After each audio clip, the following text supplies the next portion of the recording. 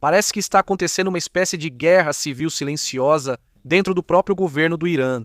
Enquanto eles se preparam para negociar com os Estados Unidos em Islamabad, há comandantes militares que querem atrapalhar a própria equipe.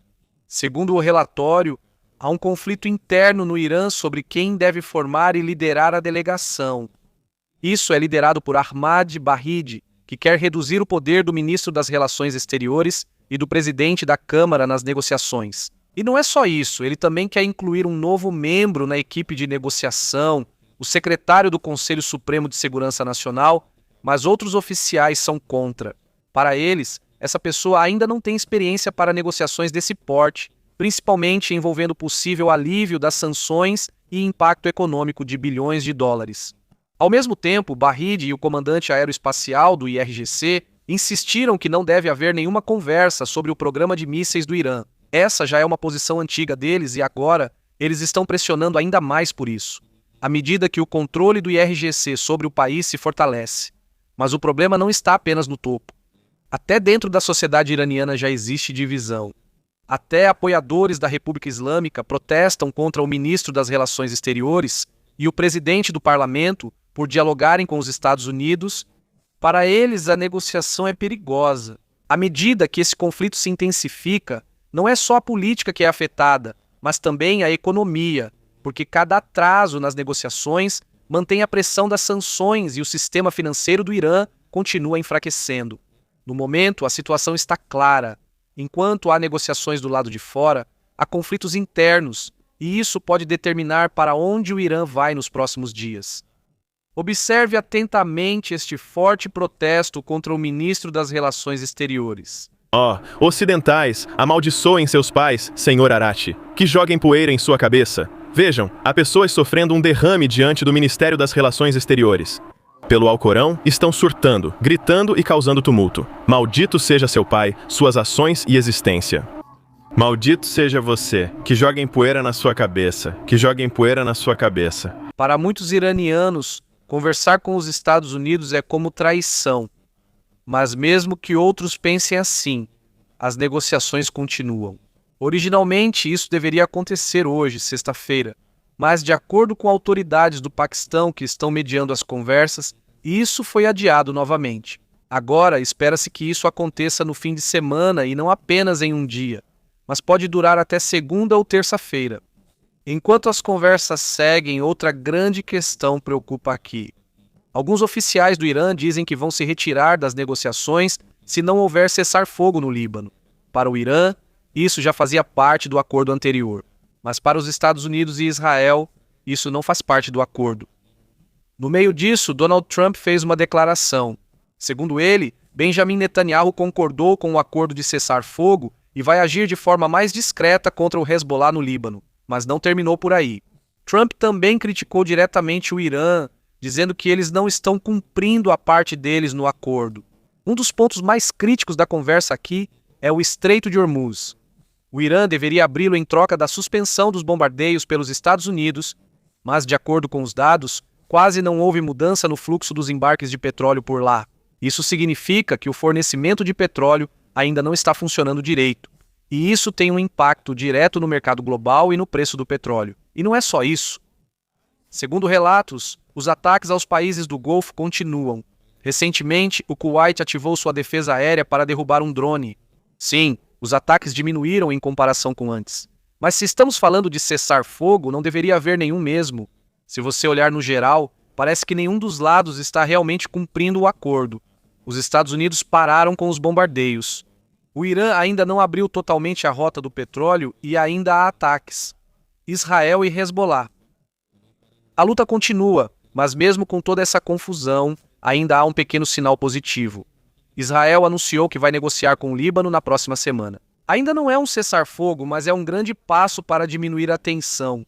E no meio de tudo isso, J.D. Vance foi para o Paquistão para apoiar as negociações. Por enquanto, a situação está clara. Há negociações no papel, mas no terreno, a luta continua. Ansiosos pela negociação, acredito que será positivo. Como disse o presidente dos Estados Unidos, se os iranianos quiserem negociar de boa fé, estaremos dispostos a estender a mão. Se tentarem nos enganar, verão que a equipe de negociação não será tão receptiva. Vamos buscar uma negociação positiva.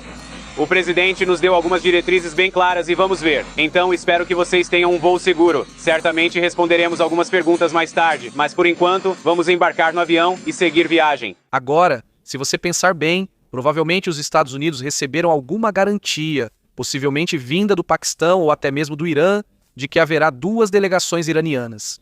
Porque se não tivesse, o vice-presidente não voaria para o Paquistão de forma tão pública assim. Porque se o Irã não comparecer, será uma grande vergonha, não só para os Estados Unidos, mas para todos os envolvidos. E se essa reunião acontecer, não será apenas uma negociação, será histórica. Por quê? Porque essa será a reunião de mais alto nível entre os Estados Unidos e o Irã, desde a Revolução Islâmica de 1979. Sim, já aconteceram coisas antes. Barack Obama ligou para o presidente iraniano durante as negociações. John Kerry se reuniu com o ministro das Relações Exteriores do Irã. Agora, o vice-presidente dos Estados Unidos vai se encontrar pessoalmente. E essa é a primeira vez que o Irã vai conversar com alguém de um nível tão alto vindo dos Estados Unidos. Segundo autoridades paquistanesas, a delegação iraniana chegará a Islamabad na noite de sexta-feira, horário do Paquistão. E se você pensar bem, Irã e Paquistão são países vizinhos, então a viagem é rápida. Leva só de 1 a 2 horas. Enquanto isso, o voo de Washington para o Paquistão leva quase 16 horas. Por isso, J.D. Vance realmente saiu mais cedo. Mas o verdadeiro problema não é a viagem, e sim as declarações que estão saindo diretamente do Irã. Enquanto o Paquistão diz que a reunião vai acontecer, o tom das autoridades iranianas é diferente. Uma das declarações mais importantes veio do presidente do parlamento do Irã. Segundo ele, há 2 condições que ainda não foram cumpridas: cessar fogo no Líbano e a liberação dos ativos bloqueados do Irã. E ele deixou claro que as negociações não começarão enquanto isso não for cumprido. E é aí que tudo fica mais complicado, porque esses ativos bloqueados surgiram de repente como uma condição. Coincidentemente, foi quando J.D. Vance já estava a caminho do Paquistão. Ou seja, enquanto as negociações continuam, as regras do jogo também continuam mudando. E o que está em jogo aqui não é só política, mas bilhões de dólares em fundos congelados, sanções, pressão e controle sobre a economia do Irã. Então, por enquanto, essa é a situação. Tem uma reunião chegando. Alguns líderes já estão a caminho, mas por trás disso ainda não está claro se a conversa realmente vai acontecer, ou se isso vai acabar em uma nova tensão. Para ser justo com o Irã, também existe a possibilidade de que as exigências deles não sejam realmente novas condições. Porque, na verdade, os detalhes completos do acordo de cessar-fogo não foram tornados públicos. É possível que isso já faça parte do que foi discutido, só não sabemos. Mas, publicamente, esta é a primeira vez que surge a conversa sobre os ativos bloqueados. Existe também a possibilidade de que isso seja apenas retórica. Já conhecemos o padrão. Frequentemente as autoridades iranianas dizem uma coisa na frente da mídia, mas fazem algo diferente nos bastidores. Mas se isso não for apenas conversa, se eles realmente estiverem adicionando condições enquanto a delegação dos Estados Unidos já está no local, isso é perigoso. É possível que essa seja uma estratégia do Irã, forçar os Estados Unidos a conceder ainda mais concessões, porque os americanos não querem passar vergonha no Paquistão. Se não chegar nenhuma delegação iraniana, mas também tem o outro lado. Se os Estados Unidos ficarem irritados, a guerra pode escalar de repente para um nível ainda mais grave. E lembre-se, antes mesmo de haver um cessar-fogo, isso já estava perto de chegar ao ponto em que as infraestruturas críticas do Irã seriam atingidas. Pontes, usinas de energia, alvos que têm impacto direto na economia, eletricidade, transporte e em todo o sistema financeiro. Por isso, está claro que parece que estão brincando com fogo. E enquanto isso acontece, quase toda hora tem um novo desdobramento. Isso significa que a situação muda rapidamente. É possível que, na hora em que você assistir a este vídeo, já tenha uma decisão se a delegação vai continuar ou não. Agora vamos mudar o foco para a parte mais crítica da conversa, o Estreito de Hormuz. Segundo o Irã, ele está aberto. Mas tem uma condição: para os navios que eles permitem passar, há uma taxa. E não é um valor pequeno. Segundo a inteligência, o Irã está pedindo cerca de $1 extra por barril, e se for um grande petroleiro passando, isso chega a quase $2 milhões por viagem. Imagina só, um navio apenas, a cobrança já é milionária. E claro, o efeito disso é que o custo do transporte de petróleo vai aumentar, o preço no mercado global será afetado e o lucro das empresas vai cair. E não é só isso. De acordo com o relatório, o IRGC praticamente já controla quem pode passar e quem não pode. Isso significa que não é apenas uma simples rota de navegação. Isso já está sendo usado como alavanca nas negociações. Agora, as discussões estão ficando ainda mais intensas por causa de uma forte exigência do Irã. Eles querem ter controle permanente sobre o Estreito de Hormuz. E é aí que entra um problema ainda maior. Porque se isso acontecer, não será só o Irã que vai se beneficiar. Todo o sistema do comércio global vai mudar. Por quê? Se o Irã for autorizado a cobrar pedágio, o que impede outros países? Singapura, Reino Unido, Espanha. Eles também podem fazer o mesmo. Se isso ocorrer, todas as rotas de navegação mundial podem passar a cobrar taxas. E pense no efeito disso. Os preços dos produtos do mundo todo vão subir, a inflação vai piorar e haverá uma competição injusta no mercado global. Mas na realidade, a chance do mundo aceitar isso é muito baixa. Existem leis internacionais contra isso. E muitos países, especialmente na região do Golfo, vão se opor. E também existe uma lógica simples, não é porque você pode fechar um lugar que você já é o dono dele, é como uma pessoa com um drone que consegue parar um aeroporto. Mas isso não significa que ele pode cobrar das companhias aéreas. E isso já aconteceu antes. Quando os Houthis fecharam o Bab el-Mandeb, eles não foram autorizados a cobrar. Em vez disso, houve um acordo para parar os ataques, então mesmo que o Irã diga que quer controlar o estreito, é improvável que isso aconteça. Mas a pergunta mais importante agora é, por que o Irã está agindo assim? Para entender isso, não basta voltar apenas até 1979. É preciso ir mais fundo, até a época das antigas dinastias, porque foi lá que começaram as decisões que até hoje ainda afetam o país. É aí que você percebe que o que acontece agora não diz respeito apenas ao presente. É uma combinação de história, poder e dinheiro que agora estão explodindo todos ao mesmo tempo. Mas vamos mudar de assunto já que estamos aqui. Já que nosso assunto está relacionado à guerra, quero mostrar para vocês este vídeo sobre os 10 uniformes militares mais poderosos do mundo. Então vamos começar agora mesmo. 10 uniformes militares mais poderosos. Ang mga uniform ng militar ay higit pa sa simpleng Isso porque simboliza coragem, disciplina e união. Mas você sabia que esses uniformes também foram projetados para serem práticos? Muitos novos uniformes militares foram feitos para oferecer mais proteção aos soldados. Por isso, neste vídeo, vamos descobrir qual é o uniforme militar mais eficaz. Mas antes de começarmos, por favor, curta e se inscreva no canal. Isso é uma grande ajuda para nós, criadores de conteúdo. Muito obrigado. Então vamos começar. Number 1. Uniforme de utilidade de combate do Corpo de Fuzileiros Navais dos Estados Unidos. O Uniforme Utilitário de Combate do Corpo de Fuzileiros Navais dos Estados Unidos, ou MCCUU, é o uniforme usado pelos soldados do Corpo de Fuzileiros Navais dos Estados Unidos. Ele foi lançado em 2002 para substituir o antigo uniforme de combate, que também era usado por outros ramos das Forças Armadas. O MCCUU foi feito exclusivamente para o Corpo de Fuzileiros Navais e não pode ser usado por outros, pois possui uma patente especial no design. O MCCUU tem dois tipos de camuflagem, Woodland e Deserto. O Woodland possui as cores verde, marrom, preto e bege.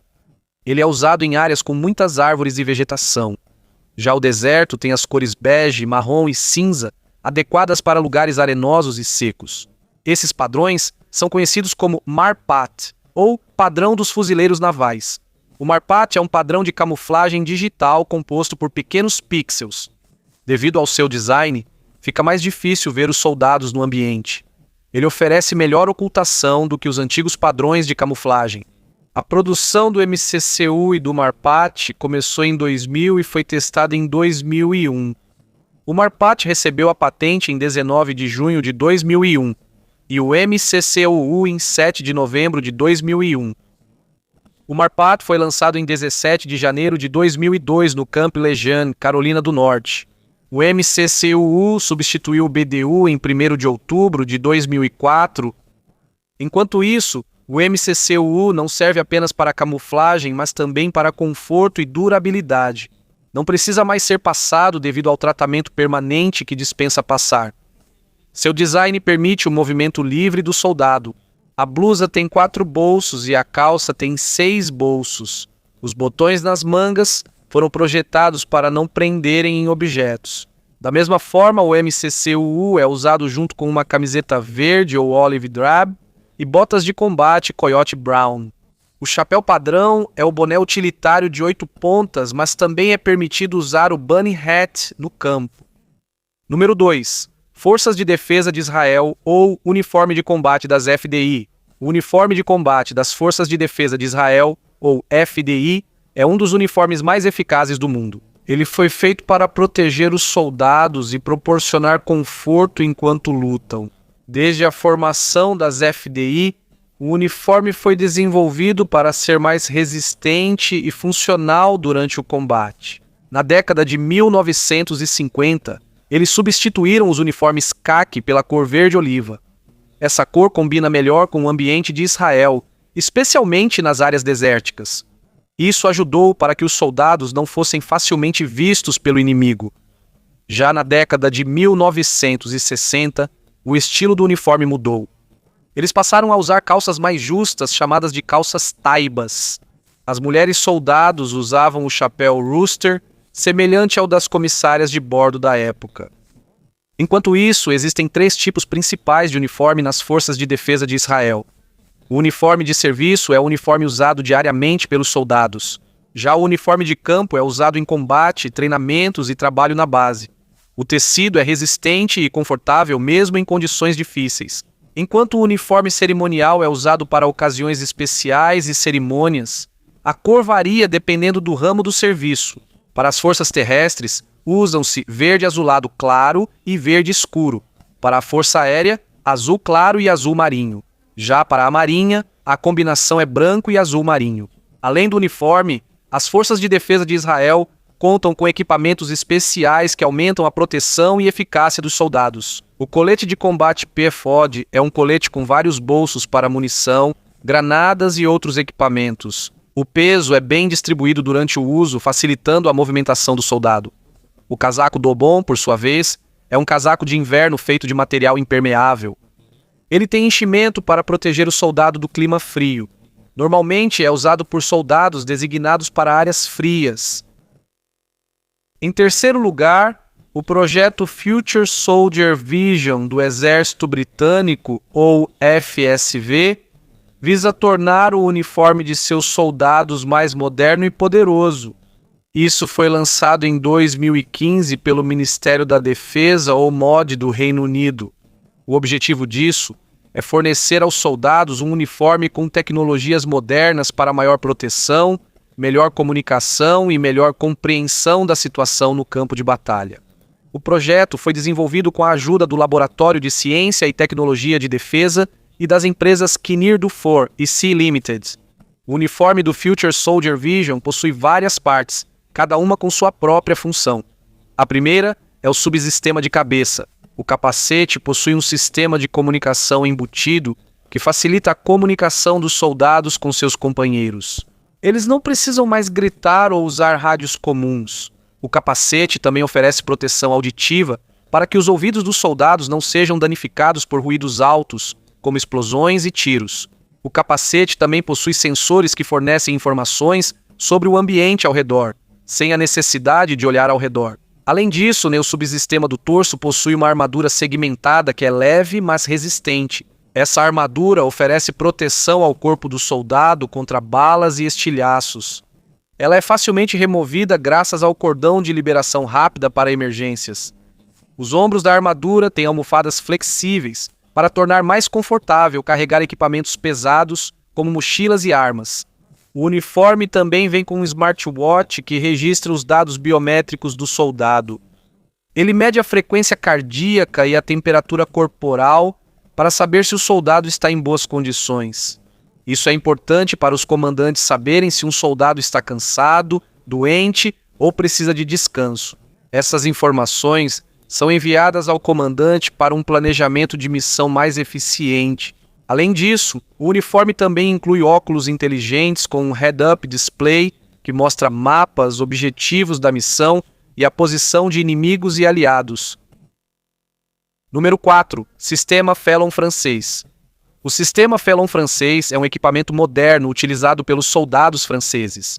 Felin significa Fantassin à équipement et liaisons intégrés, ou, em outras palavras, um soldado de infantaria com equipamentos e comunicação integrados. Isso foi feito para tornar os soldados mais eficientes em combate através do uso de tecnologia moderna. O desenvolvimento do Felin começou no final da década de 1990. O objetivo era fornecer aos soldados melhor proteção e equipamentos. Em 2004, o Ministério da Defesa francês concedeu um contrato à empresa Sagen para desenvolver o sistema Felin. E em 2009, os equipamentos foram distribuídos aos soldados pela primeira vez. Por isso, em 2010, começaram a ser usados em operações reais. Foram distribuídas 22.600 unidades do Felin aos soldados da França. Além disso, o sistema Felin possui várias partes que aumentam a capacidade do soldado. Primeiro, o uniforme e a proteção. O uniforme do Felin é feito de um material resistente e à prova de fogo. Ele possui bolsos para os equipamentos do soldado. Também é confortável de usar mesmo por longos períodos em combate. O capacete, por sua vez, oferece proteção contra balas. Também vem com um headset de comunicação para falar com os companheiros. O capacete também pode ser equipado com dispositivos de visão noturna e câmeras para enxergar ao redor mesmo no escuro. Em segundo lugar, as armas e os equipamentos ópticos. A principal arma do Felin é o FAMAS 5,56 mm. Ela foi atualizada para ser mais leve e fácil de usar. Ela possui trilhos Picatinny para instalar miras ópticas e apontadores a laser. Isso ajuda a atirar com mais precisão no inimigo. O Felin também inclui dispositivos de imagem infravermelha e térmica. Por causa disso, meu soldado consegue ver o inimigo mesmo quando o ambiente está escuro. Em terceiro lugar, comunicação e informação. Cada soldado com o sistema Felin possui um rádio pessoal com GPS. Isso ajuda a identificar a localização do soldado e a se comunicar com os companheiros. Também possui uma interface homem-máquina, que é uma tela colorida acoplada ao uniforme. Nesta tela, é possível ver o mapa, a localização dos companheiros e outras informações importantes durante a batalha.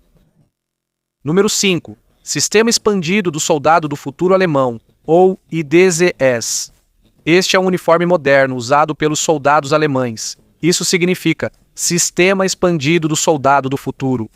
Isso foi feito para dar aos soldados uma capacidade maior em combate. O objetivo do IDZS é fortalecer suas habilidades de ataque, proteção, mobilidade, comunicação e treinamento. O IDZS é um sistema que pode ser modificado ou ampliado dependendo das necessidades do soldado. Ele tem 3 componentes principais. Primeiro, o uniforme e a proteção. Este uniforme foi feito para qualquer estação ou clima. Desde o frio extremo de menos 32 graus Celsius até o calor intenso de mais 45 graus Celsius, o soldado está protegido contra fogo, insetos e produtos químicos. Também inclui proteção contra ameaças biológicas, radiológicas e nucleares. O tecido do uniforme é resistente e capaz de deter balas e estilhaços para oferecer maior proteção ao soldado. Em segundo lugar, as armas e os equipamentos ópticos. O IDZS possui armas modernas como o fuzil de assalto G36, que vem acompanhado de ópticas de mira avançadas. Por causa disso, o disparo se torna mais preciso mesmo em alvos distantes. Também há um dispositivo de imagem térmica que permite enxergar o inimigo mesmo no escuro. Com esses equipamentos, fica mais fácil para o soldado localizar e mirar nos inimigos. Em terceiro lugar, comunicação e informação. O IDZS possui equipamentos digitais para comunicação e navegação. Cada soldado possui uma espinha dorsal eletrônica que conecta todos os seus equipamentos. Por causa disso, eles conseguem trocar informações rapidamente dentro do grupo. O capacete do IDZS é leve, mas resistente. Ele vem com um dispositivo de visão noturna e um visor montado no capacete que mostra a localização dos companheiros em um mapa digital. Isso permite que o soldado enxergue o ambiente mesmo à noite. Para comunicação, os soldados usam rádios UHF, tanto para transmissão de voz quanto de dados. Os líderes do grupo possuem rádios VHF e computadores portáteis de comando com tela sensível ao toque. Número 6. Camuflagem céu estrelado do EPL chinês. A camuflagem céu estrelado, ou Xingkong, é um novo uniforme criado pelo Exército de Libertação Popular da China em 2019. Ela substituiu a antiga camuflagem tipo 07 que era usada pelos soldados anteriormente. O objetivo desse uniforme é ajudar os soldados a se esconderem melhor em diferentes ambientes. A camuflagem Xingkong possui 5 tipos de padrões adequados para diferentes ambientes como floresta, selva, deserto, árido e urbano. A cor do uniforme não é mais baseada no ramo das Forças Armadas em que é usada, mas sim no local onde será utilizada. O padrão Woodland tem uma combinação de marrom e verde adequada para a floresta. Já o padrão urbano possui uma cor cinza escura apropriada para as cidades. Esse tipo de design ajuda os soldados a se esconderem e não serem facilmente vistos pelo inimigo. Da mesma forma, esse uniforme possui características especiais para tornar os soldados mais confortáveis e seguros. Ele possui presilhas nos pulsos, cotovelos, tornozelos e joelhos para evitar que agarre em plantas ou obstáculos enquanto se movimenta. Também possui compartimentos internos para cotoveleiras e joelheiras, que oferecem proteção extra para as articulações. Os bolsos também têm aberturas laterais para facilitar o acesso, mesmo quando o soldado está usando um colete tático. O colete tático é feito de materiais modernos que proporcionam uma sensação mais leve e melhor proteção contra fogo e balas. Enquanto isso, o camuflado Xingkong foi apresentado pela primeira vez em setembro de 2019, antes do 70º aniversário da República Popular da China. Desde então, ele tem sido distribuído gradualmente para todas as unidades do EPL. De acordo com o coronel sênior Wu Chan, um oficial do Ministério da Defesa Nacional da China, a distribuição do uniforme está sendo realizada de forma adequada e espera-se que seja concluída dentro do prazo estabelecido. Em relação a isso, também foi comprovada a eficácia do camuflado Xingkong nas forças especiais do EPL, como a Brigada de Operações Especiais do Comando Militar do Tibete. Durante o treinamento em áreas de grande altitude, chegando a 3.800 metros, foi comprovado que ele é eficaz contra o vento e a poeira. Este uniforme é leve e fácil de vestir, o que ajuda os soldados a se moverem livremente. O padrão deste uniforme tem baixa visibilidade, tornando difícil para os inimigos verem os soldados, especialmente em missões que exigem movimentos silenciosos. Número 7. Uniforme do Comando de Guerra Especial da Coreia do Sul. O Comando de Guerra Especial do Exército da República da Coreia, ou ROKSWC, é uma unidade especial das Forças Armadas da Coreia do Sul. Foi fundada em 1958. Seus soldados são conhecidos por usar uma boina preta, símbolo de sua coragem e dedicação ao dever. O uniforme do ROKSWC é considerado um dos uniformes militares mais imponentes devido aos materiais resistentes e ao design eficaz, adequado para diversas missões. Enquanto isso, em 2006, o design do uniforme deles mudou. Eles passaram a usar uma camuflagem pixelada, muito parecida com a utilizada pelo Corpo de Fuzileiros Navais dos Estados Unidos. Eles chamaram esse padrão de doxa ou padrão de cobra venenosa. Esse padrão possui as cores preto, verde médio e caqui, dispostas sobre um fundo marrom claro. Esse design foi feito para facilitar que os soldados se escondam em diferentes ambientes, como florestas e regiões montanhosas. Mas antes de usar o padrão doxa, as forças especiais da ROK utilizavam outros padrões de camuflagem. E na década de 1960, o uniforme deles tinha um padrão com as cores preto, marrom avermelhado, verde oliva e verde grama sobre um fundo verde claro. Isso era chamado de padrão Swirl, Noodle e Waves. Eles usaram isso até a década de 1980, antes de substituir por um padrão mais moderno adequado para o combate atual. Da mesma forma, a boina preta é uma parte importante do uniforme do ROKSWC. Eles começaram a usá-la em 1981, quando foi criado o Grupo de Missão Especial 707, uma unidade especial de combate ao terrorismo. A boina preta também se tornou um símbolo de força, coragem e união da unidade deles. Até hoje, ela ainda é usada como símbolo da coragem e dedicação deles. Relacionado a isso, os materiais usados nela foram escolhidos para garantir o conforto dos soldados, mesmo nas condições mais difíceis de clima e ambiente. Seu design foi feito para permitir movimentos rápidos e eficientes dos soldados na selva, nas montanhas e em áreas urbanas. O uniforme possui bolsos de fácil acesso, tecido resistente que não rasga facilmente e um design que permite fácil mobilidade. O uniforme de camuflagem das Forças de Autodefesa. As Forças de Autodefesa do Japão, JSDF, utilizam diferentes uniformes de camuflagem para esconder os soldados dos inimigos. Esses uniformes foram feitos para que suas cores combinem com o ambiente ao redor. A primeira versão foi chamada de uniforme de camuflagem tipo 1 e foi lançada na década de 1960. Foi usado pela primeira brigada aerotransportada e tinha as cores preta, marrom e um fundo verde. Foi chamado de padrão Fang porque os formatos pareciam presas, mas também foi notado que ele não era adequado para a maioria dos lugares no Japão, então foi substituído em 1991 por um design mais apropriado. Enquanto isso, em 1991, foi lançado o uniforme camuflado tipo 2. Seu design foi inspirado no Flaktarn alemão. Ele mistura as cores preto, marrom e verde em um fundo caqui. Isso o torna mais adequado para diferentes lugares no Japão, desde florestas até cidades. Ele se tornou o uniforme padrão das Forças de Autodefesa do Japão e ainda é usado até hoje. Mas em 2007 foi lançado o uniforme camuflado tipo 3, que se parece com o tipo 2, mas tem materiais e design aprimorados. Mas ele é mais resistente e confortável do que os anteriores. Também houve mudanças nos bolsos e fechos para torná-lo mais fácil de usar em combate. Este também é o uniforme atualmente usado pelos soldados da JSDF em suas missões.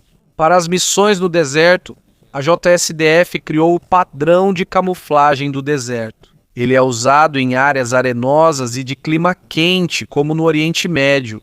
Esse padrão foi usado pela primeira vez em 2010 em operações antipiratária no Golfo de Aden. Isso mostra a capacidade das Forças de Autodefesa do Japão de se adaptar a diferentes lugares do mundo.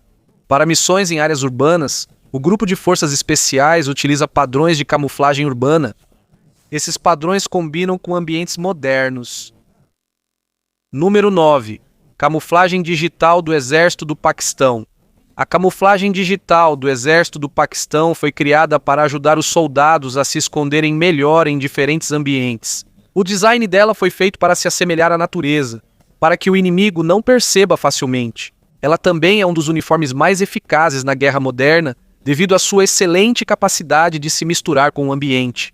Enquanto isso, em 2012, o Exército do Paquistão lançou uma nova versão da camuflagem chamada Padrão Desértico Semi-Pixelado. Sua cor é uma mistura de roseta, marrom claro e cor de areia. Ela foi feita para ser adequada a desertos e áreas secas. Devido à sua cor, é difícil ver o soldado quando ele está na areia ou nas pedras. Ela também é eficaz em áreas com grandes extensões de deserto. Da mesma forma, em 2016, eles também adicionaram um novo design para a Força Aérea deles. Ele foi inspirado no padrão Tigre digital da Força Aérea dos Estados Unidos. O padrão dele parece a pele de um tigre em estilo digital. Ele é eficaz para camuflagem em áreas com muita vegetação ou rochosas. Foi feito assim para dificultar ainda mais para o inimigo ver os soldados deles. Na verdade, a camuflagem digital do Exército do Paquistão não foi feita de qualquer jeito. Antes de ser lançada, eles testaram primeiro se ela era realmente eficaz como camuflagem. As cores e os padrões também foram escolhidos cuidadosamente para combinar com os lugares onde eles costumam operar. Isso também ajuda os soldados a não serem facilmente vistos pelo inimigo, tornando-os mais seguros em combate. Desde a década de 1970, o Exército do Paquistão vem mudando seus uniformes para se adaptarem melhor aos combates da era moderna. Antigamente, eles usavam um design baseado no padrão brushstroke britânico, mas agora eles já usam camuflagem digital, que é mais moderna e mais eficaz para se esconder. Número 10. Forças Armadas Turcas. As Forças Armadas Turcas são conhecidas por usar uniformes de camuflagem modernos que ajudam seus soldados a se esconderem em diferentes ambientes. Em 2008, eles lançaram o padrão de camuflagem Nano M 2008. O design dele possui cores verde oliva e marrom avermelhado com um fundo caqui. Ele foi desenhado pelo Conselho de Pesquisa Científica e Tecnológica da Turquia, junto com o estilista de moda Arzu Kaprol. Depois do M2008, a Turquia lançou diferentes versões para diferentes ramos de suas forças armadas. A Força Aérea Turca usou uma versão mais escura para o seu pessoal de defesa terrestre. Também existe uma versão usada em áreas com neve ou gelo. Ela é utilizada por unidades de montanha e forças especiais. Também em 2013, os comandos anfíbios da Marinha Turca e a Unidade de Guerra Especial da Marinha começaram a usar o design multicam vindo de empresas privadas. Esse design possui várias versões. Alguns têm uma cor mais esverdeada, adequada para florestas e áreas montanhosas. Essas versões são usadas para aprimorar ainda mais a capacidade dos soldados de se camuflarem na natureza. Além disso, em 2018 foram vistos altos oficiais do exército turco usando camuflagem de 3 cores, com tons de verde-oliva escuro, marrom médio e um fundo bege. Esse design foi inspirado no French Center Europe Woodland Design, mas as partes pretas foram substituídas por marrom. Também foi usado pelas forças especiais em áreas secas. Além disso, enquanto esses diferentes padrões estavam sendo usados, foi lançado o padrão de camuflagem M2021. Ele tem um design de 5 cores com tons de verde e bege, e um marrom muito escuro como cor secundária. Ele foi feito com tecido hipstop, que é resistente e leve.